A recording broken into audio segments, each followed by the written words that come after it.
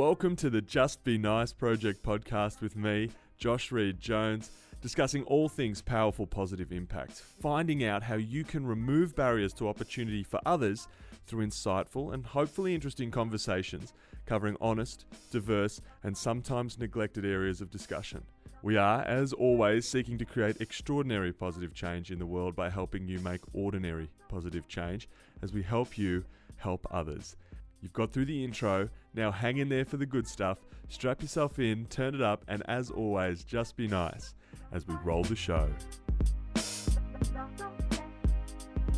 Welcome to the Just Be Nice Project podcast. As we record this today, we respectfully acknowledge the traditional owners of the land on which we're recording, the Bunwurrung and Wurundjeri peoples of the Kulin Nation, and we pay respect to their elders past and present. Here with me, Josh Reed Jones, he, him, and today I'm catching up with do-gooder, communicator, organiser, advocate, executive director of stakeholders at Rhodes Australia, and bubbly superstar Lauren Streifer, she, her. Welcome to the mic, Lauren. Thank you for joining me today. How are you going? Hi, I love my intro. Yeah. Can that be my intro every time? Every single time. It's not too formal. It's just, At a party? At a party, I'll just walk in front of you and be like, guys, stop. Where are the cacao nibs? We're doing it up. I'm going to try these. Okay, so let's get everyone up to speed. Tell the audience. I had the pleasure of heading down to Power Superfoods the other week, and I picked up some cacao nibs, which was sitting there in the office kitchen. You pointed them out as being a delicious source of energy. They're the Mayan version of. We're just going to get high. Crack. It's cacao crack. So I'm going to try some. I've had a bunch, audience, to tell you the truth, and I'm extremely motivated right now. So. That's the best. It's like shots of coffee for everybody. Exactly. In nib form. Perfect. Amazing. I told you. I said you'll hear it if you eat it on the mic, and there we go. No, that's fun. So it's funny because when you start reading questions, like you can tell that I've written them out, but. So it's so formal. Yeah, this is going to get formal. It just doesn't sound like we're just having a casual chat. Don't worry, I'll make it sound like a chat very quickly. You really are one of the most well-connected and engaging people that I've met across any industry, really. So tell us a little bit about what you do at Rhodes Australia and what Rhodes Australia do for Australia's road agencies, major contractors, consultants, motoring clubs, service providers, and other relevant industry groups.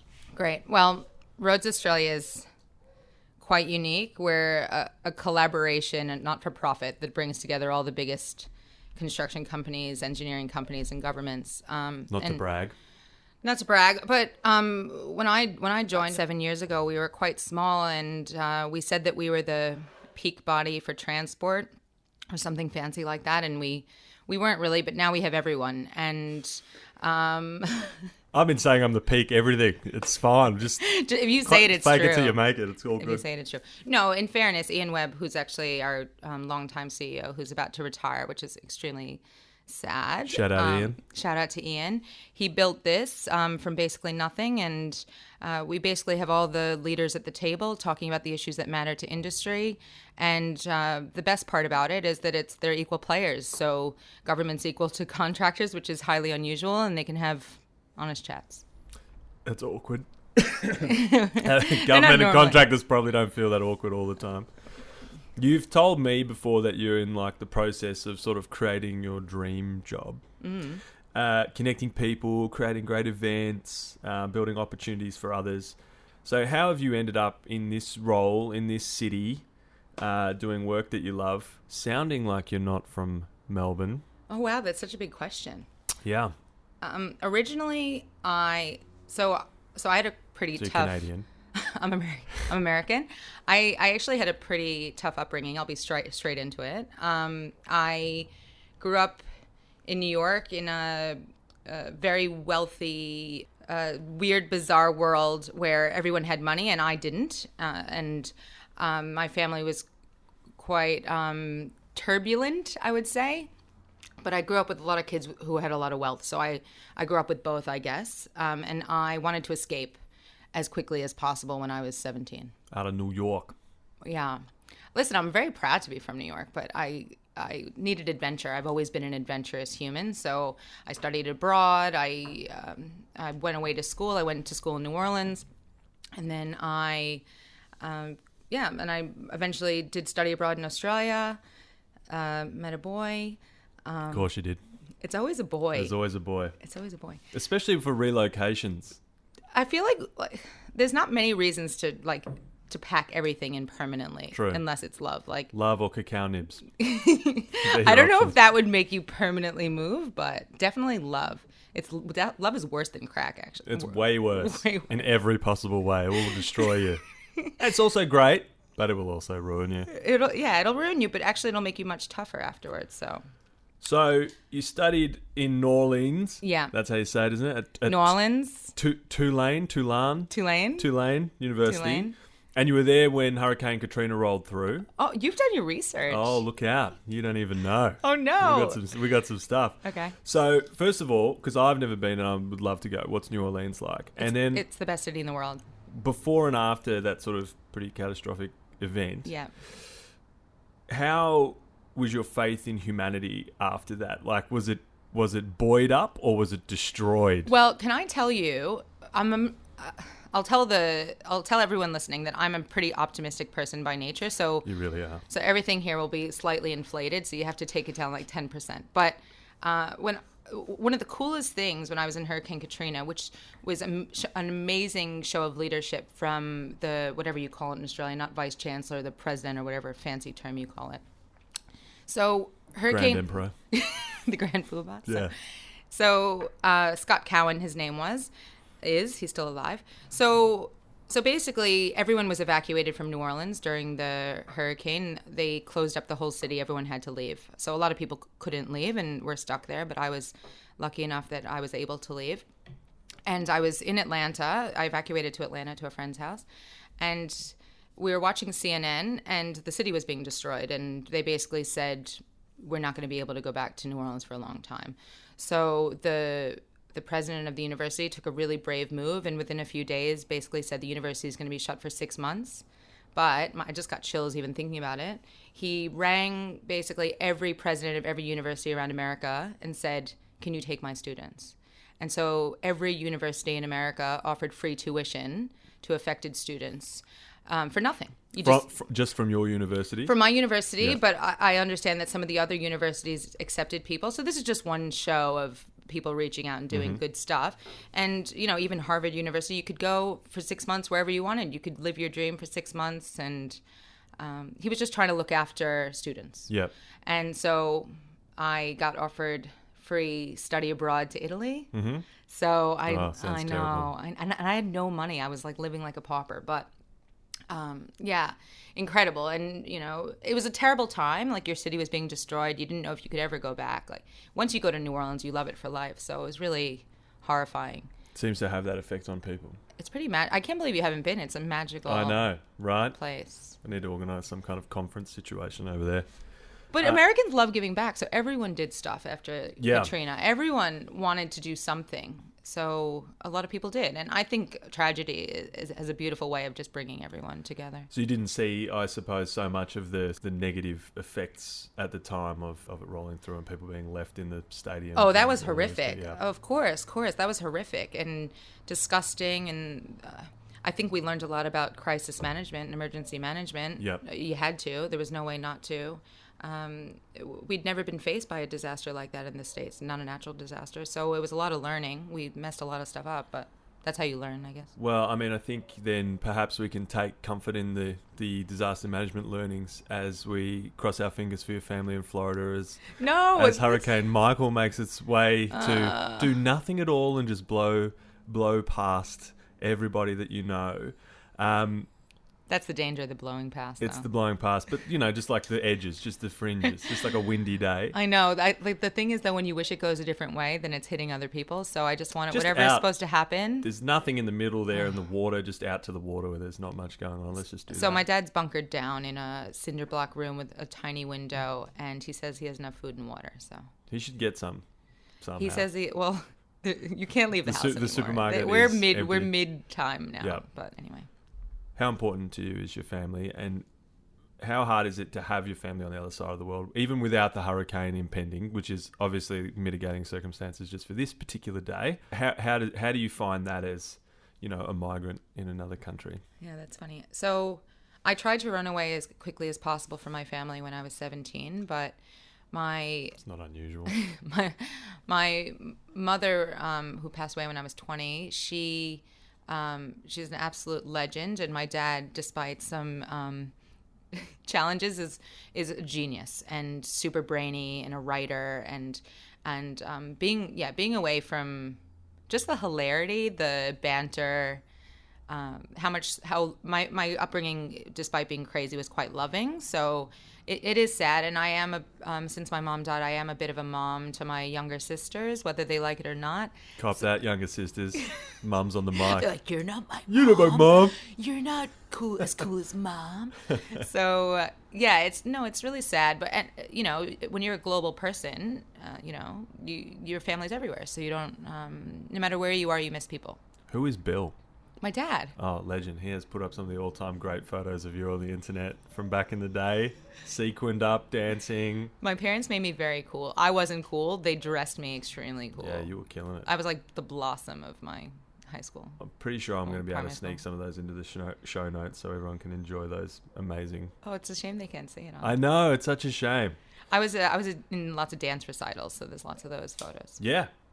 Yeah, well. I was one of those creeps that they put in like makeup and then like paraded around the country in competitions. Oh, you were like Honey Boo Boo. Like John Benet Ramsey. Yeah, like Honey Boo Boo. Just like Honey Boo Boo. I love how I tried to give it an 80s, 90s reference, and you're like, do you know John? She was killed. Yeah, we know. Yeah, it was on like all the television stuff, and the bouffant on a tiny little girl. Oh, you're all over it. See, Australia knows what's going on. Well, I know what's going on. Everyone else can Google it. So you had this great experience. You went to this university. A hurricane rolled through. You had to go somewhere else. How did you find just generally your education experience in the US versus, and I suppose Italy versus here at our alma mater? We both went to Monash. No, I don't want to say anything negative about Monash. Say whatever you want. It's cool. So I did an undergraduate semester at Melbourne Uni as well. So I went to Melbourne Uni, but I just have a collection of jumpers from universities that I went to, so it's no big deal. Don't even worry about it. I just wanted the jumpers. Collecting the jumpers. I just wanted the jumpers. I did a day of medical school, so I have like a Harvard medical top. It's fine. Don't worry about it. It's like Harvard College, like the other, the that's right. It's like one. the TAFE, yeah. Which is fine, also fine. I think in general, to be honest, I hate to say this, I find American universities better. What? I know, and I think that's because the classes are smaller. You guys have this whole lecture theater with like some person getting up and speaking. I don't think that works. And you guys also have the toot stuff. Toot. Is that how you pronounce it? Oh, I wouldn't, but that's fine. We'll go with toot. What do you say? Toot. Sorry, tutorial. Toot stuff. Tutorial for the uninitiated. And that's when I think you really learn. Yes. When you interact and engage. And at Tulane, I studied the war on terror, for example, and learned about why people wanted to become terrorists. And, you were in a group of 20 and reading books. And I think it's just a cooler way to learn. Yeah.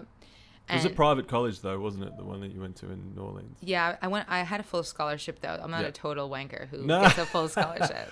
Yeah, but oh, and my sister's boyfriend said, was it an athletic scholarship, which I thought was the best. Amazing. No, but I was not. No, but you'll take the mistake. It's fine. Was it a modeling? Sumo wrestling? Was it a modeling scholarship? Sumo wrestling. Yeah, I'll take that. I'll take any kind of mix up in that direction. But does that make a difference for, like, I suppose because you've got community so we don't really have that here. We've got we don't have community colleges and private universities in the same sort of vein as the I can't States. Speak for state schools, which are 30,000 people and big super hawks and pro football and all that kind of stuff, but I think Americans really value education, not that Australians don't, but we invest a lot and care a lot and spend a lot of money on education. And I think one of the valuable things about the American education system, and now it sounds like Australia is changing, but you have 4 years to explore who you are. You literally are like, why don't you just study whatever you want? The first 2 years, you don't even need to decide what that is. Why don't you just figure it out? Yep. And, people can make fun of the way the Australian system is kind of going in that direction, but there's a lot to be said for when you're 17, 18 years old. How do you know what to do? Like, I was going to say hell. How do we know now? I still am, have my moments. Yeah, what do you want to do now? Still working it out from time to time. Well, our whole lives are going to be working it out. And I think there's this lie that you're supposed to know when you're 16, and that's scary as hell. And some people do, and God bless them, and maybe they'll have a midlife crisis and change their mind. But your career's gonna be evolving, especially when you're 17 and figuring out what you want to do. So. Yeah, you're still coming to terms with hormones. Who you are. I mean, just base level who you just are. How everything works. Just the systems. All of the things, all of the systems. It's true. So. Good question so far. So far. I think you've done an excellent. I'm surprised. I shouldn't say surprised. Oh, there how much it research is. you've done. People. Yeah, okay, that's fair enough. It's beautiful. I'll cop that. So, because you've had this kind of environment of seeing, I guess, both sides of the track, and I have to say that for me and for people that have been fortunate enough to navigate an environment where they've had the opportunity to see, I suppose, the haves and the have-nots, and the opportunities that are presented on one side that are maybe denied to another for no good reason. It's really just like this kind of ovarian lottery situation. Ovarian lottery. Yeah, I like that. That's all it is. Like we just popped out of the right person or whatever.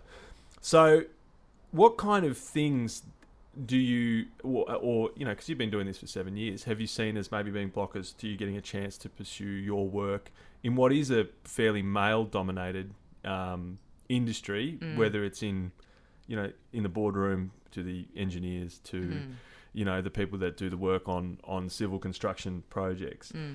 Do you find that the sort of disparity between and this is just one kind of diversity, but in male and female in particular, do you find that like a challenge or an opportunity sort of for you in this space?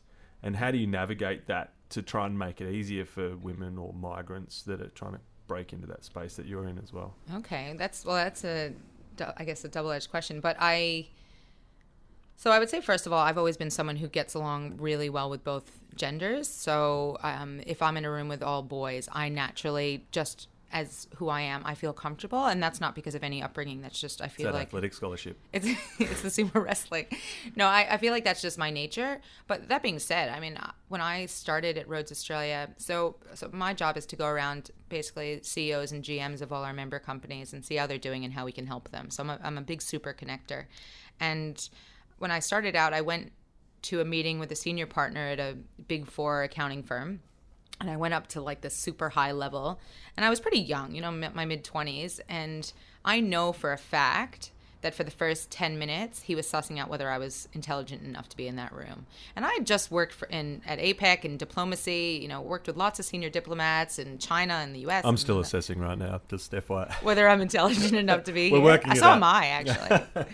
But you just want, I don't know, you want, what I try to do, and not that everyone can do this, but when someone turns up, I assume the best, and then they can only basically go downhill from there. Yeah. And so I want them to shine, and so I've tried to bring other girls into this industry because I think it's a really magical. I love this industry, and yeah, right now we're at 12% women in the industry, including all administration and marketing, which is pretty horrifying. That's heaps. Yeah, I think it's the worst industry. But to be fair, we have a fantastic team of women at Rhodes Australia. So shout out to So Rachel, that's Hannah, Alex, Marley, Anna. Yeah, I think Tao, Veronica, and Mike. there you go. Yeah, Boom. there you go. And yourself. Yeah. And there's only like a couple of dudes just sort I of know, bringing up for the diversity. rear. Yeah, just to throw them in there, just give them a chance. Oh, I'm glad you gave them a shout out. Yeah, That's nice. well done. I think it's fantastic. I think it's a credit to the They're an organisation. amazing team, and that brings up the 12%. That's where the 12% comes They're from. literally all at Rhodes Australia. Rhodes Australia. You mentioned that you worked at APEC, Yeah. which is the Asia Pacific Economic Cooperation. Yeah. That's where everyone wears the funny outfits in the photos. Have you Yeah, ever they seen wear the the world leaders? local outfits. Yeah, they wear the local dress. Yeah.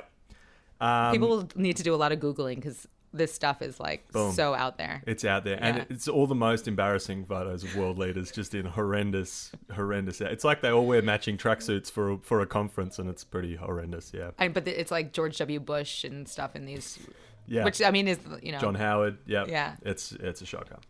But working there and APEC being an intergovernmental group that focuses on non-binding agreements. We love non-binding. Yeah. How did you find that efficacy when it comes to advancing agendas or finding actual solutions to problems across different countries or industries and issues? And how do you think that's shaped your understanding of forums as agents for change? Like, do you ever think it's just a bunch of people getting paid a lot to sort of pay lip service to shit that they don't really intend to make a difference on? I will say this. I can't speak enough for secretariats because I haven't worked in one of those big United Nations or APEC or ASEAN secretariats, but I know for sure that things change from conversation, definitely.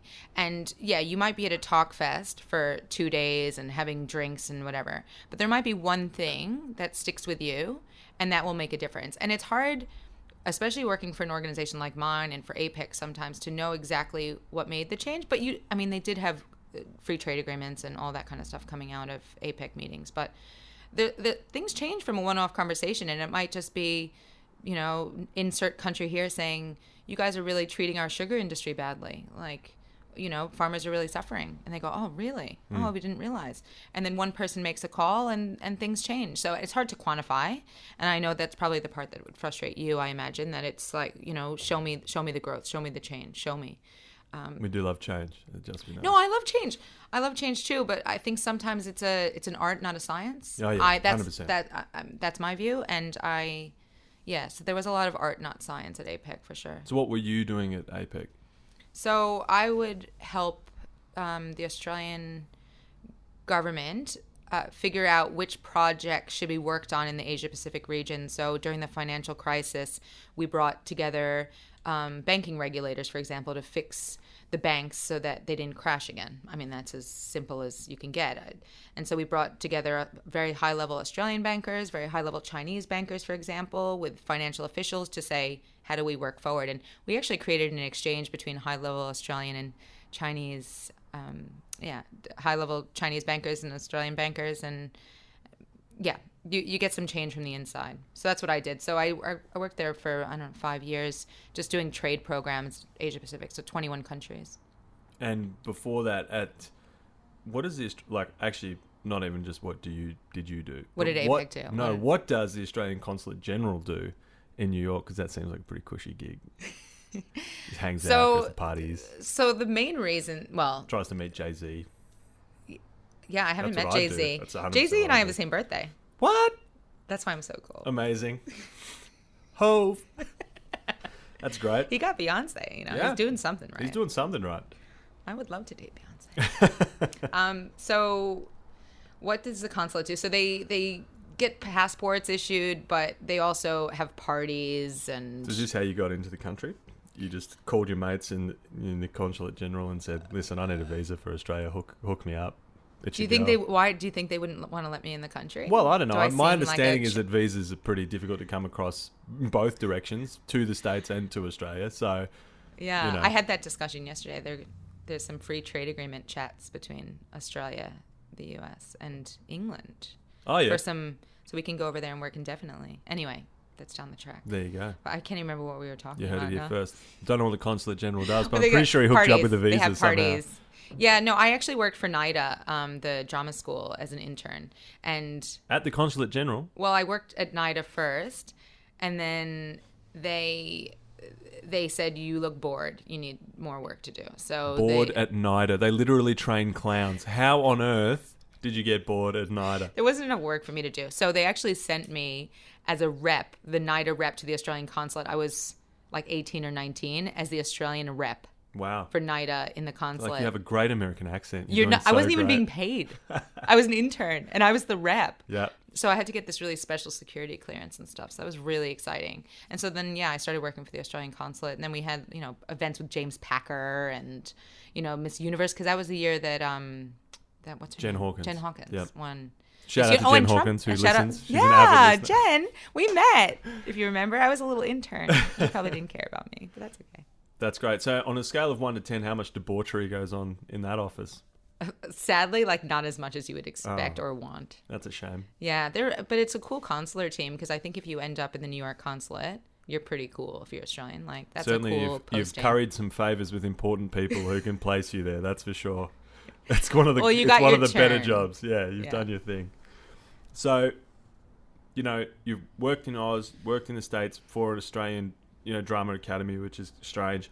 Yeah, I know. My life's very random. Lots of traveling, and you've been all over the place and you're always going all over the place. Even now, you're sort of all over the country, you know, doing these things. What sort of impact has just traveling in general, do you think, had on your understanding of the world? And what are a couple of maybe your favorite experiences and some ways that you think, you know, not just Australians, maybe Americans as well, could benefit from like the broader worldview that you might get from traveling? It's amazing. I think I would say 95% of the fibers of my being have come from travel, I think. And it's even hard to remember what I was like before it. I was always interested in the world. Yeah, so boring. I love meeting people. So, and I love figuring people out. And the more countries I travel, I feel like it kind of informs figuring people out. And for anyone who hasn't traveled, I'd highly recommend it. And if you're going to choose your first country, I would say speak to your heart and figure out what that says. Because you don't have to go to Paris because everyone's going to Paris. Although it is beautiful. I think it's pretty lame. I'm really saying some... You didn't like it? You didn't like Paris? I don't like wide roads. I'm not a wide road person. That's a really strange... reason not to like a city. Are there pokey roads in New Orleans? Yeah. Yeah. Like, you know those narrow roads, like you go to like an little Italian city and they have those like little narrow, that's the kind of cities I like. I like feeling like the city's hugging you. Okay. Yep. So. Oh, Beijing is not your jam then. I like Shanghai though. Okay. But that's because it has a vibrant vibe. But yeah, and my favorite travel experiences. I love Spain. I'm a Spain person, and getting lost and getting confused and not being able to speak the language, and which is terrifying, like not speaking the language, and you try to speak to people of the opposite sex and you're, making really awkward gestures. Oh, show us some. I mean, I wish everyone could see the gestures. Amazing. But I feel like I'm Spanish on the inside, so I felt like I conveyed my vibe even without words.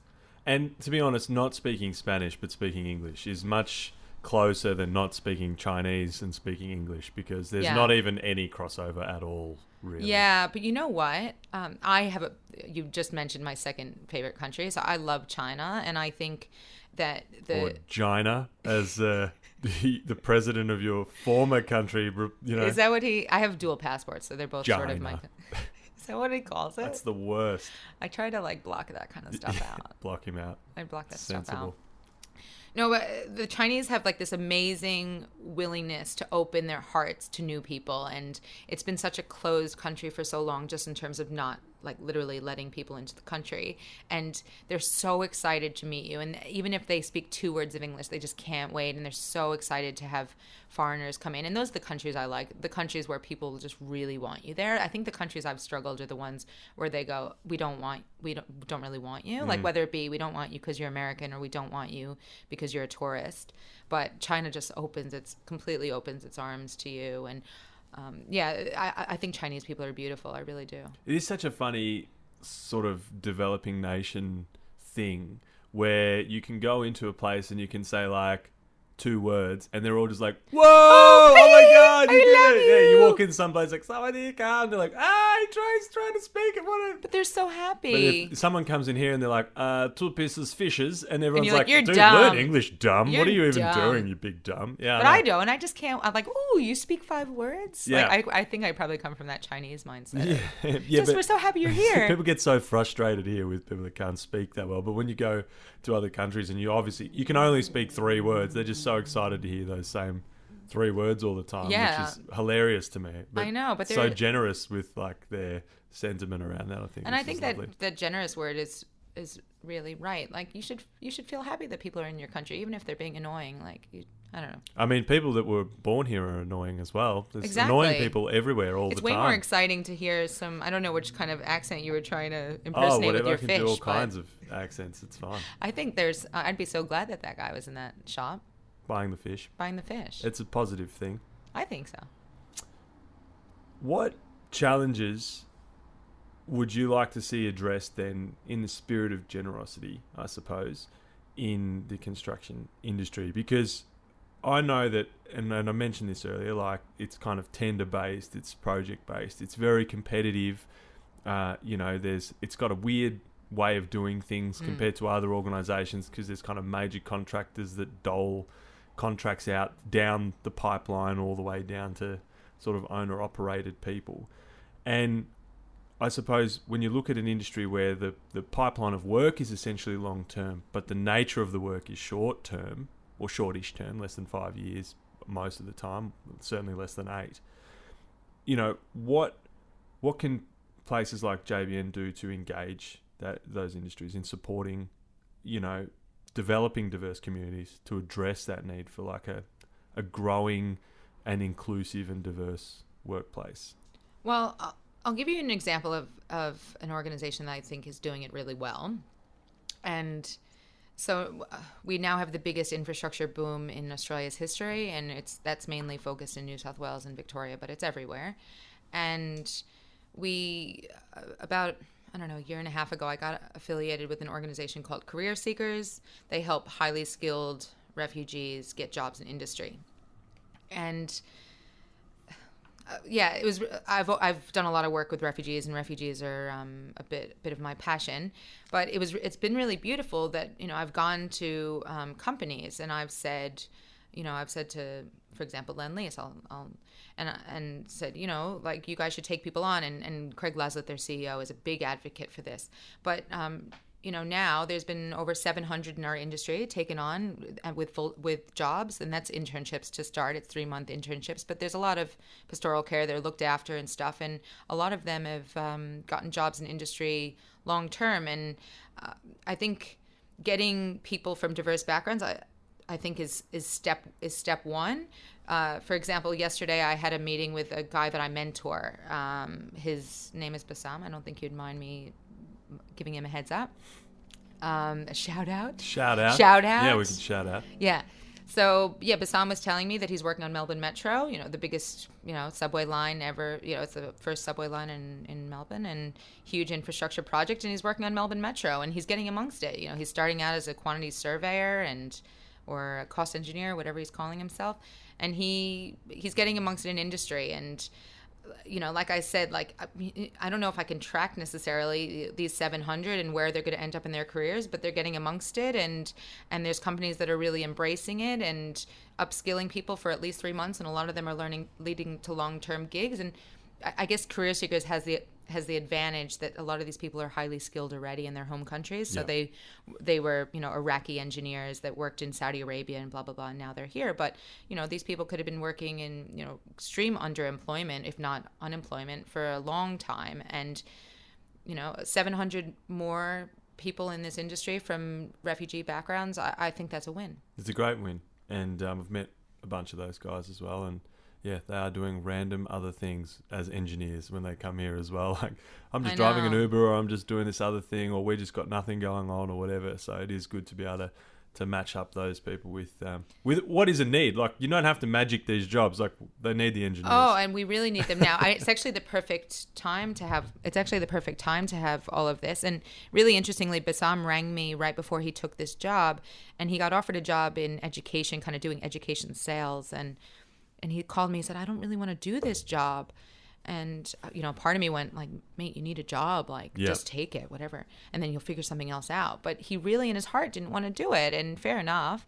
And he waited and he got this job, and he's so pumped. And I think if you're pumped about what you do, you do a much better job. So get people into what they want to be doing, and the world will be a better place. So I mean, you identify that, you sort of you chat to Bassam, you encourage him to sort of hold out a moment, and he encouraged me. I was like, get a job, mate. Yeah. That's it.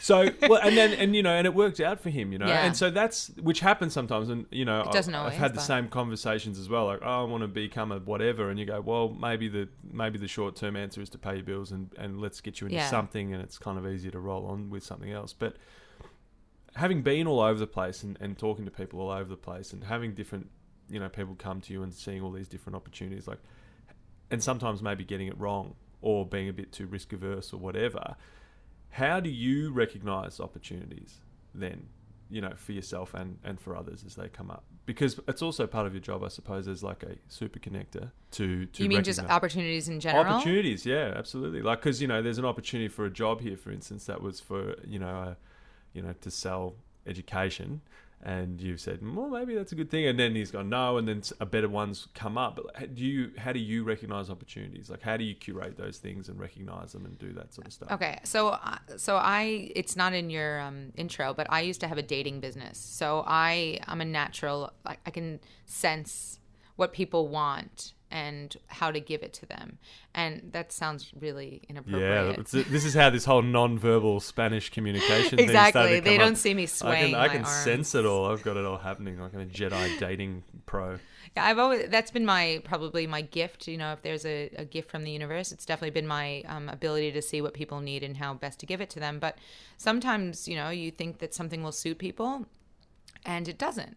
And that's okay. Mm-hmm. And something you think it might suit you, but it doesn't, and that's okay. And the other thing I've really learned, especially over the past couple of years, is you can't push everything, you can't force everything. Some things have to happen in their own time. I mean, I'm a pusher; that's my nature. But sometimes if you, that's the New York in you. I know, the go. But sometimes you lead a horse, but then the horse drinks or it doesn't, and you can shove the horse in the water as much as you want, but sometimes the horse doesn't want to drink, and that's okay. And so I think a lot of what I've done is, here's a little gift for you, take it or don't, and that's okay.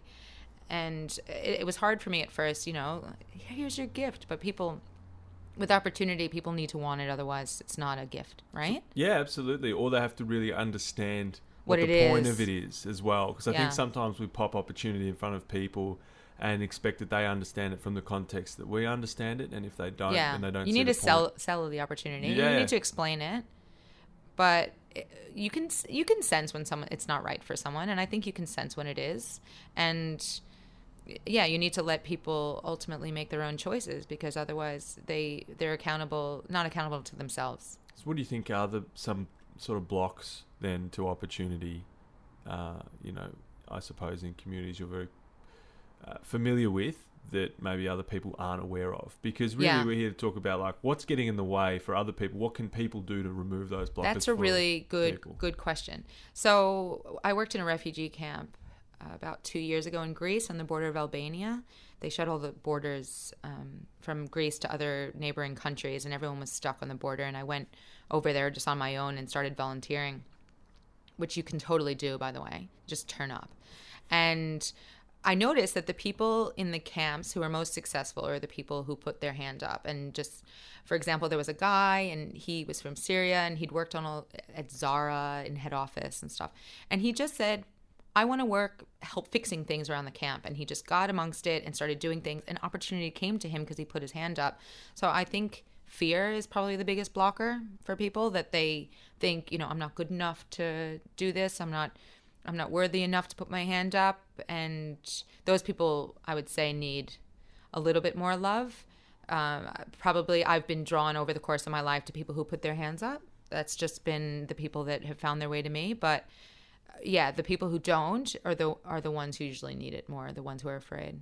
So if we were to develop pathways to help people, give people a bit more love, so, the guys that have got it together, that are already putting their hands up and they're doing things, I think it's easy to get caught in the narrative of your own putting your hand up and moving forward. What do you think people can do to actually take a moment to look backwards and be like, I'm making some headway here, but how can I drag a few people along with me? It's a challenging thing, and it's a hard one to get right. I'm just thinking of a story of when I was working in that refugee camp of a woman. They had this process, and it was really disgusting, of when, you need a process, but when you needed extra things in the camp, for example, let's say you need nappies. I was going to say diapers, but no one knows what that is. Yeah, we'd be. We watch Sesame Street and stuff here. We know what diapers are, but just no one says it. Oh, perfect. So if you needed extra nappies for your kid, you have to go to this shed and say, we need more nappies. And then the powers that be say, no, you haven't had enough nappies. And I noticed that this woman kept coming back every day, and she said she needed extra nappies. And no one would normally, there's a process. But I went up to her tent, and I just said, why are you keep asking for nappies? I see that you're doing this. And she said, I have twins. They were 7, and they looked like they were about 3. They were tiny. And she said they're wetting the bed every single night because they're afraid, because they're refugees and they've had nightmares and they're horrified. And so she said they're wetting their bed every night, and every night I have to manually clean the sheets, and it's really terrible for me. And so I had to physically walk her to the psychological tent to get the girls help, which was really challenging because she'd been through a lot of trauma in her own life, and she was afraid of bringing the kids along, and she didn't even want to tell me what the issues were, let alone someone in a coat that looks fancy, that where she's from in Afghanistan, they'd never they come from tribes where you don't trust these people that are from outside. And I think the moral of that story is like, get them where they are. Get them where they are and see what they need and see what will help them, and not what you think will help them, but what they think will help them. And like I said, they might not be ready for it, or and they might not want it, but you do the sell and you do what you can, and then if they don't want it, you let go. Yeah, I think trying to meet people where they are is a fantastic lesson for people to learn, and not just walk in and be like, you all need this. Yeah. And I've got it, so here you go. But to have that conversation and suss it out. Because it is different for everybody as well. And yeah, exactly. What you need is totally different. So when did you, in your straddling of these spheres, when were your moments where you maybe felt a bit of a block of disadvantage, but also like a benefit of an advantage, where someone came into your tent and was like, what's going on? Let's do a thing. Here's a thing that you can do. And they've given you a chop out to help Where have I felt blocked? Yeah, blocked. And then where have you felt an advantage? What often happens with people from circumstances where they're aware of it a bit more, that you may have noticed the times where you just got a leg up just because, and other times where you sort of got held back, or things were harder for you just because.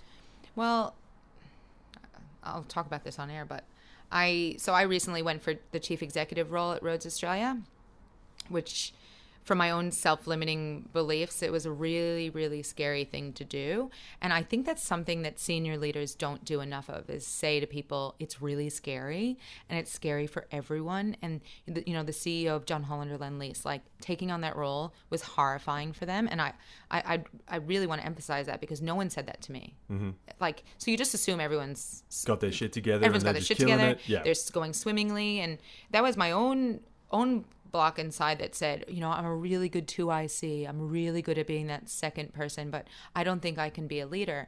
And to be honest, I have a really good leadership coach that I'm blessed that work has paid me to see, and his name is Matt Cooksey, and he's amazing.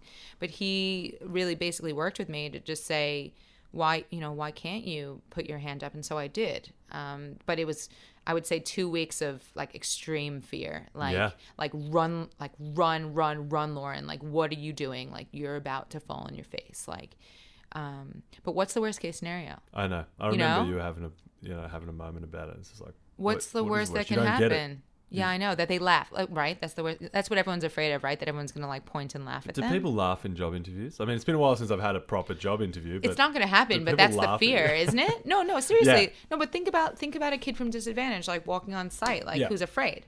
What are they afraid of? They're afraid everyone's going to point and laugh. Stupid. Of course, then no one's going to do that. But that's the fear. And I think what I would say is don't push the fear away. The fear is there for a reason, is to keep you alive. And you need to love the fear and embrace the fear and sit with the fear and accept that the fear is there and do it anyway. And it's so much easier said than done. I mean, even just saying it gives me anxiety. Just breaking out. Like, you're going to rash right now. It was so scary. But, yeah, it is hard. Absolutely. But, and you know what, audience? I didn't get the job, which is so sad. But I learned a heap, and I will use that for everything that I do going forward. I think that's the other thing that maybe people don't realize. They go for these big hero shots or these big moments, and they think, this is my chance to do it. And I see it all the time with travel, where people do stuff like, this is my trip to Europe. This is my only time. So I'm going to do it. I'm like, go. If you like a bit, stay. Go back another time, whatever. You're going to apply for a CEO There's other role. Chances. The chances of you having 100% hit rate of getting that kind of role is virtually zero, because no one has that. So don't think of it like, no one says my one chance of going for this thing or doing this thing, so I'm going to give it everything, and then if it doesn't work, I'm going to call it a day. You go, it's my first crack at it. And, it's my first crack at a hit song. It's my first crack maybe you're better at rejection than the standard human, because I think people are afraid of that. Absolutely. No. But it's more daunting, I think, if you think of it like this is the one thing. Yeah, like it's actually that's more really beneficial to just think, this is my first one. And my first anything was pretty average. You're a dating coach. You know how this goes. Some of your first one sometimes sucks a little bit. And so that's okay. And sometimes it doesn't, but that's okay too. And so, you just go, well, this is my first attempt at applying for the job of a CEO. And if it works, great. Obviously, I don't expect to just win on my first go. First time I shot a basketball, I didn't just nothing but net, But by the 100th time, I was getting a little bit more. I wasn't. I'm terrible at basketball. But, you look at it as a process. But we hype stuff up all the time. We're like, you got one shot of this, and then that's it. So that's so true. Don't do it 100 times. Why didn't you speak to me before my CEO interview? You've got old mate sorting Matt, you out. You should interview him, actually. Yeah. He's great. No, seriously, he's really good. Just jig it all up. This is super connecting in real time. I think it's also the American in me that we're told you have to be absolutely amazing the first time you try. It's really drummed into you as a kid, which I think why there's a lot of successful Americans is that you're really showing you have to throw yourself at things. Yeah, you absolutely have to do it, and you have to be good from the first time. Yeah. And that's a lot of pressure. And that's why I think why Americans are so crap at learning languages, because we think we're going to be fluent day one. Yeah. Who's fluent at French on the first day of class, I think it's a really important lesson to cultivate in yourself to be the best you can be all the time at everything that you do. But understand it. Just this moment. Just do your best right now. The best you can be on day one is not the best you can be on day 300. No. And if you just keep at it, your best at 300 is going to be amazing. Yeah, and you'll be angry at yourself then for not being able to do, 100 times what you can do now. And you'll totally forget when you were a wimp back in the day. And like, oh, God, I just walked over these questions now that I've heard 30 times because I've had 30 of these interviews. And, part of the deal, I think, is that you go, well, maybe it's not right for me, or maybe I need to take something on, or I need to learn a bit more. And at least you've got a bit of an idea after you do those things. Yeah, it's great. Yeah. And your potential is only the next step ahead of you, make the next right move. And that's all you can do, because you can't jump 100 steps ahead. We all want. I wish that I could jump ahead to the hurricane and see what happens and everything. But unfortunately, they're going to be fine. Okay, good. I like your optimism. I feel good about that. It could be the cacao nibs. Do you feel the cacao? I feel a little bit. You need to. Can you have more? Because you need to get up to my level. I can get up there. So, you didn't get the job. Yeah. Which leads me to an interesting question. Go on. Who do you disagree with but respect? Because you've got to come across a whole bunch of people that you're like, I don't agree with all of this, but okay, it's a bit of a melting pot. Who do I disagree with? Of the business world versus respect. The humanitarian aspect of, looking after people versus this kind of very cutthroat commercial reality of top end of town. To be honest, the first thing I would say is I always try to find a common perspective with everyone that I meet, because there's something that you have in common with everyone. So even people that I really don't like, and for me that's a very small percentage, I would say like 2 or 3% out of 100, which is, I would say, much lower than your percent. I'm just guessing. I mean, probably. I would disagree with more people than 2 or 3%, I think. Well, no, not that I disagree with them, but liking. Like I like 97% of people, and I have something in common with almost everyone. And it's something that I've struggled with, to be honest. If someone's very different than me and very in terms of perspective, and particularly optimism and openness to people from disadvantage, if someone's very against that, that's something I probably still need to work on. No, you don't. That's fine. You can just wait for them to work it out. You need to see their perspective, because these people are walking around on Earth, right? So we still need to engage with them. But I think, I'm still working on that one. So when you don't really disagree with or not like that many people, it's hard to answer that question, I suppose. No, see it from their side. That's what I would say. Because there's bits of everyone that I don't like, but just try to find the point where you agree, and that's where the magic will happen. I totally agree with finding their perspective and trying to understand that to bring them along. But I still don't like some people, regardless of understanding where they've come from. But that will hurt you more than them. Well, no, I don't actively. Yeah. I don't carry that around. I'd be carrying a lot. Yeah, 100%. I don't know if I believe you. I could not carry it around. But I can also be like, no, I don't like that. I don't like you. I don't like all that's good that you can just cut doing. It, I guess. I take it with me. So I try to mend as much as I can until I can. Does that mean you've never had a bad date? I know, I'm so weird. Because you just find this lovely, we both like fairy floss. Great. Awesome. No, to be honest, I haven't had many bad dates, but just because you have a good date doesn't mean that person is going to love you forever. They're very different things. To be honest, I can't think of really that I've had a bad date. Well, Let's see if we can but change that's confusing. that. That's confusing because then you don't know if that person's right for you or not because you like everyone. Yeah, that is. I mean, for you, it's confusing. I don't have that problem. Do you not like it? No, I can work out if I'm not gonna like somebody. I think, yeah. What's it based on? For a lot of the time, I look for things like that where in businesses or in organizations we call it organizational dissonance. It's like where what you say and what you do are so far apart from Lack each of other. integrity. It's like a lack of consistency and Yeah. a lack of understanding that, you say things like, oh, I care about this and I love this, but I do this.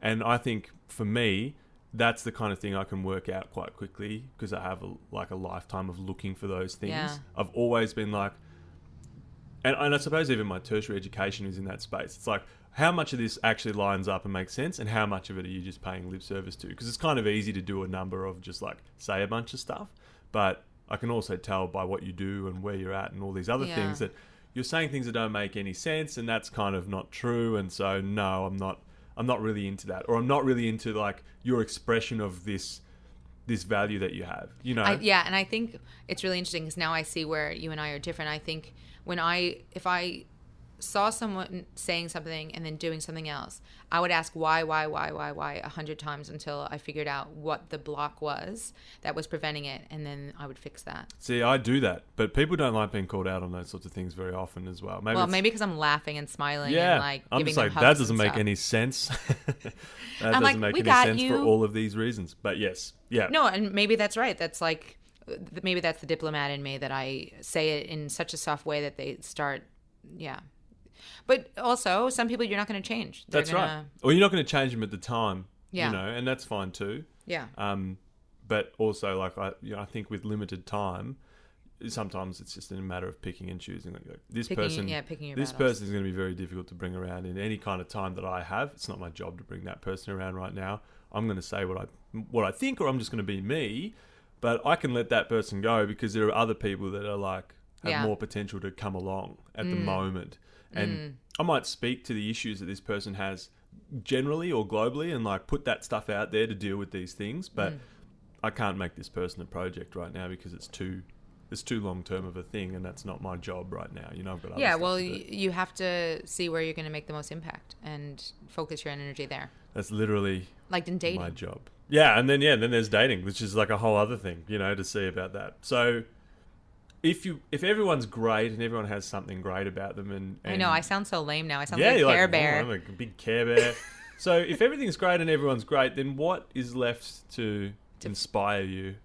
Oh, I don't think everything's great.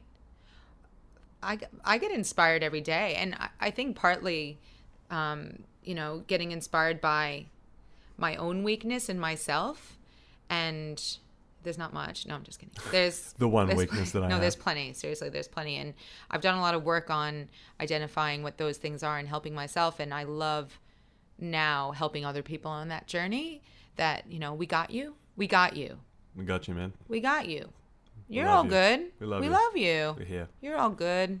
You're all good. You're gonna have some hard times. You're gonna have some cacao nibs. Aren't they the best? I feel like we're. I feel like this should be your next sponsor. Are they your sponsor yet?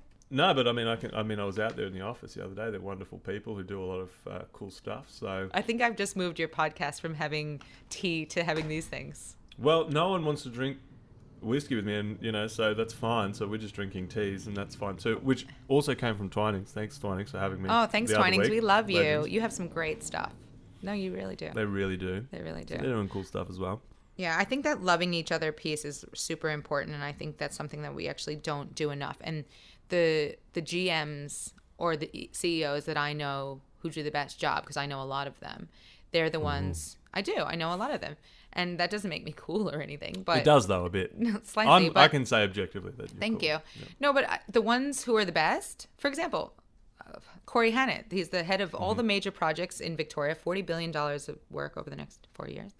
And he is good because he has great people under him that he gives love to. They might disagree with that, but from what I've seen, he empowers them, he trusts them, and he loves them. And he might not say it in those words. I doubt that he would, but he does that. And that's why he does a magical job. A magical job. Amazing. He does as good a As job magical as he can, like as magical everyone as a does. bureaucratic institution can do with delivering major They're very projects. small. They're a very small government entity. So, can you then speak about a version of your life where you take literally no credit for your hard work and on serendipity and people stepping up and loving you and giving you a shot and believing in you and moving the needle for you? Like, we just take it for granted that you're a competent, intelligent, capable person who's taken advantage of those things. Yeah. But I think there's often too much emphasis on, like, tell us everything you did because you're the best, and not enough emphasis on, like, how many doors were just opened by luck, and how many people did you just bump into? What does that kind of timeline look like for you? Can you pull out a couple of key moments where you're like, literally, if this hadn't happened, God knows where I would have been or how this would have worked out? Massively. I've had so many handouts. I think handouts is probably the wrong word, but you know what you mean. Yeah, people who, did their bit. The biggest example for me is one of my best friends from high school, Sarah J, and her parents. They knew I had a really challenging upbringing, and they paid for me to go to prom. They paid for me to get my hair done. When my mom died, I was in New Orleans and my mom was in New York. They paid for my flight home. Legends. How would I have gotten home? No, How would I have gotten home? It's a long walk. It's a long walk from New Orleans. It's It's a 3-hour flight, or a 3.5-hour flight. So, yeah, I don't know what I would have done. And it was really, really beautiful. I went to Sarah's dad's office, and he was a really successful business guy who's very tough, actually. And he had 3 daughters. He did not need me. He didn't need me. Yeah. He had 3 daughters. And I turned up to his work, and on his desk was a photo of the 4 of us. Yeah. Like, I was in the photo. I got chills again. I know that sounds like a whatever. Love that. Like, whatever. But he looked after me, and I didn't do anything except give him a little bit of love back. I had nothing else to give him. Yeah. All I did was smile a little bit and tell him he was funny, and he just loved the shit out of me. And there's a few people who have come into my life when I've been an absolute mess and have really loved me. And, I'll go deep in stuff. Like, I was in foster care and stuff, and when I was being taken in that car to foster care, there was a child protective services worker, and she sat in the front seat and she said to me, you are doing a really good job. You are you've had a really tough time, and you're being a really good kid. And even just her saying that, how important that was on the way to go to foster care, like one of the worst moments of your life, for her to go, you're a good kid, Lauren. Like, she didn't have to say that. She could have just turned around and put her head down, but she didn't. She wanted to be there for me, and I think I probably try to do that every single day, like, because everyone needs it. People are so sad. People are so sad. People are struggling, and no one knows. Like, every single person has their own battles that are going on, and I think mental illness, it's one of the worst. I think it's sometimes worse than physical illness, because it follows you and no one knows. But you just need to look out for each other. Yeah, people want to be seen. They want to be seen. They want a little bit of love, even if they're crap, even if they're doing a really bad job. They want you to see the good in them. Yeah, 100%. That's when you kind of bait a question and you get a good answer, it's like, great, I've got nothing to add to that. I agree 100%. I think you're spot on, and that's wonderful. We have a handful of end of interview. You did ask about these sort of end of interview questions. What star sign am I? You're a Sagittarius. Best star sign there is. Well, second to Taurians. You guys are loyal. That's right. Stubborn, loyal. I'm going to say strong because bulls seem pretty strong. Like, do you hang out? Do you spend your weekdays at home? I spend every day in the office all the time.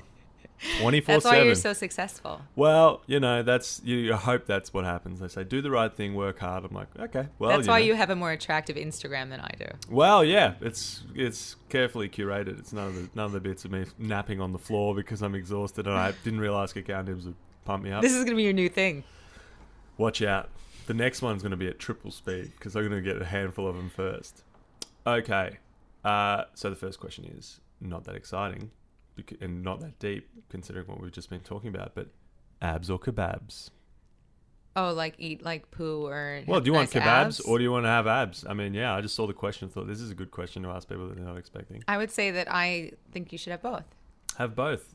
There's something good about both abs and kebabs. Am I going to ruin all these oh questions my with God. my positivity? No, like whatever. Eat crappy food, but also go for a run. I had to turn a thing into a question that isn't really a question, but you're just going to have to deal with it. Go on. You kind of look like Maya Rudolph. Has anyone ever told you that before? Who's that? She's a chick from Bridesmaids. I hope she's not unattractive. No, God, no. No, now that I saw the look, you guys No, didn't she's see not. his eyes. I'm gonna. His no, eyes. no. No, his eyes had like, oh, she's ugly. How do I She's back not at all. this up now? No. But I saw some photos in my research, quote unquote. Why and were you stalking me? Because you're coming on to talk, and I want to let you know that I love you, and I put the time in to know. I love you as well. So I'm prepared. How do you know if you're doing a good job? Interesting question, given this whole like imposter situation that you You had. feel good inside. How do you know yourself? Because you feel good inside. Yeah. You consider you're doing a good job. Yeah. Okay. That could just be the nibs. You might be doing. I know you're doing a really. I'm doing a terrible but... job, but I'm eating these nibs and I feel pretty good. No, you sleep well at night, or you go to bed. And I'm kind of proud. Oh, that's cute. That's a nice answer. I can say straight up, it's a massive gap in my own. I never say, "Oh, I'm so proud of myself," and it's something I notice when other people say, because I'm like, good on you for feeling that. I never have that sentiment. It's a really weird thing. Because you weren't raised in America. We're always proud of ourselves. Look at Trump. He's so proud of himself. He makes comments on it and he goes, "Oh, that was a good one." He even like one. smirks at himself. Yeah. Like I do a bit of that. Like, "Oh, that was." Oh, nailed that. Like wink at myself. Algorithm. Nobody knows Rhodes better than I do. Nobody. I don't know Rhodes, but I know China. people who work in Rhodes. Worst. He's the worst. You can pass a law right now. What do you pass? Oh wow! I would definitely increase The peace. migration of refugees, and I would make sure that they were looked after when they were here. P.S. Can we just address this elephant in the room of Australia and just get these people off Nauru? It is driving me insane and has made me particular. They just It's booted horrifying. out the Doctors Without Borders had to leave. Oh And yeah, because today, they're not just helping. today, they're like, it's dire. This is a joke. I am so. I love how mad. like we just like okay, like Everyone's that's just going cool on. with it. We're literally torturing children. It's like paid by and- taxpayers to torture children. Oh, a lot of money actually. And if you God. and look at the Mexican situation, like all these Central American refugees trying to get into the States, getting separated from their parents. We're doing this now in It's just Australia. not okay. It's so We're not doing this okay. now. You would think that not torturing humans would get bipartisan support, and I don't know why it doesn't. It drives me nuts. And can I just say, I think it's really important to say that, if you were a parent and you had a kid and you were in a conflict zone and you're getting bombed all the time, would you not spend every dollar to put your kid on a boat? Like people are like, I can't believe they're jumping the queue. First of all, there's no queues. This doesn't exist. This is an imaginary. There's a few places you can apply. The rest you're screwed. And so, yeah, you spend all your money to get your kid out of danger. It's insane. The same people are like, I'd fight anyone who came here. You'd fight him. That's what happened to them. They're fighting people. They don't want to leave any more than you want to leave your house. Anyway, that's... They definitely don't want to be here. It is sure. particularly fighting I mean, up it's a today. great country, but they'd rather be at home. for That's sure. right. People love their homes, Yeah. just like we do. It's their best option. Now imagine what your life looks like if that's your best option. Insane. Yeah. Crazy. People are insane. We really need to sort that out. And one day, someone will sit in that chair and I will tell them off about that. And it'll be someone who can do something about it. Because that drives me nuts. But they think that the Australian population will vote them out. What are we doing that we make them think that? We got to do better. No, because we do it. It's crazy. Yeah. We should vote them out anyway so that, But who do we vote in? Like this. we should just say, you can come in if you do this. That's a great way to do it. Set the benchmark high. Set the benchmark really high. So, I mean, apart from that, what is your favourite way to just be nice?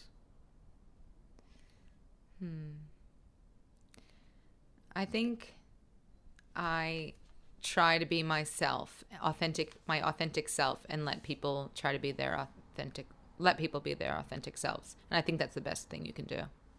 I know that sounds really lame. You've had a few sort of very sort of airy-fairy, sentimental-y kind of things, It's like I'm feeling quite zen. No, to be It's honest, true. I don't want you to, Josh, you're a character. I don't want you to be someone you're not. Yeah, well, I Like, never am, so that's But everyone fine. wants someone to be different. Everyone wants people to be different. They think everyone should act this certain professional hoo-ha way. Yeah. No. You're saying I'm not professional? No, of 'Cause course I you're say professional. Swear words and things. No, and of course you're don't care. professional. But what does professional mean anyway? Correct. That's exactly my point. Look at Tim Pallas, one of the best politicians there are in Victoria, and he's himself, and that's why people like him. So One of the only, I think one of 3 sub-sovereign states with a AAA credit rating. Thank you very much, Tim Pallas, Treasurer of Victoria. you done good, kid. Done good. Well done. Doing a good job keeping Rhodes Australia busy, keeping the infrastructure humming along, getting it done. We're building our cities Lots and of regional building. areas. It's great. Very proud to Getting be a part it of it. done. Well, amazing. Thank you so much for coming. You've got to catch a flight to Sydney now and go catch up with some people. I know. Do some cool stuff. I need to distract myself from the hurricane. Yeah, it's fine. It's going to not even be a big deal. It's all good. It's more like a strong You know, I breeze. have been in a hurricane. We went through Yeah, that. you It did. happens. I had a question ready to go. Amazing. Well, thank you so much for coming. If anyone wants to find out about what you're doing and the work that's going on, where should they find that out? So for me, I guess my Instagram is superlola123. I'm very inactive, but I'm always open to messages and engagement. And if you want to find out about Rhodes Australia, it's rhodes.org.au. That is a great sort of web handle. Easy to remember. Rhodes.org.au. That's it. Boom. Rhodes. Done. We do it. Yeah.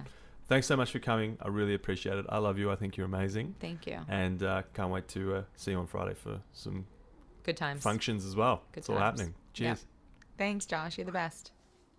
Thank you so much for joining us on this episode. If you did enjoy it, we would really appreciate it if you could share it with others that you think might also enjoy it. Check out the show notes to find out more. Like, subscribe, maybe even give us a rating if it's a good one. Remember that we care. You matter. Have an amazing day. And as always, just be nice.